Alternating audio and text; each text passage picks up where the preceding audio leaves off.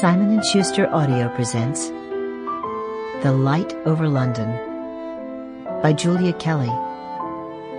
Read by Lucy Brownhill.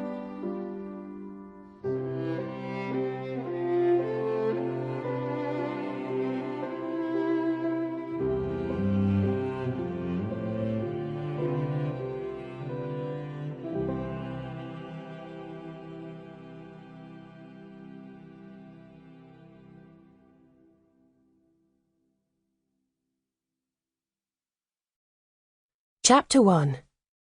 Cara.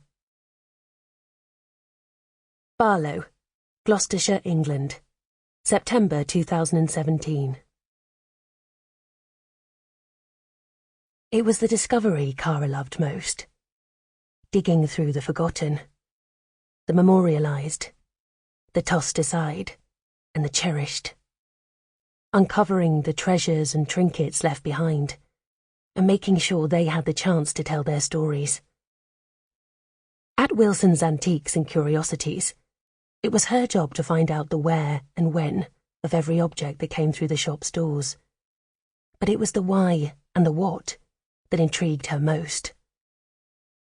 When she answered those questions, she could give once treasured possessions a new life with new owners. When Cara couldn't unearth the history of a piece, she spun stories for herself. It was easier than thinking about her own mistakes and the regrets she carried. While she worked, she could escape into the comfort of someone else's life for a few hours. Gravel crunched under her well-worn flats as she stopped to study the formidable house rising up before her.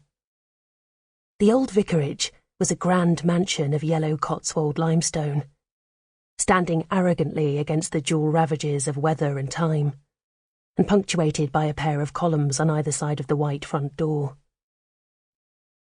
A light wind rustled through the ivy that crept lazily between the first and second floors. Someone had pushed one of the third-story windows open, probably hoping to air out the house that had lain unoccupied since its owner had died almost 6 weeks ago. The front door opened with a creak, and Cara's boss, Jock Wilson, stepped out with a blonde woman in her early 40s.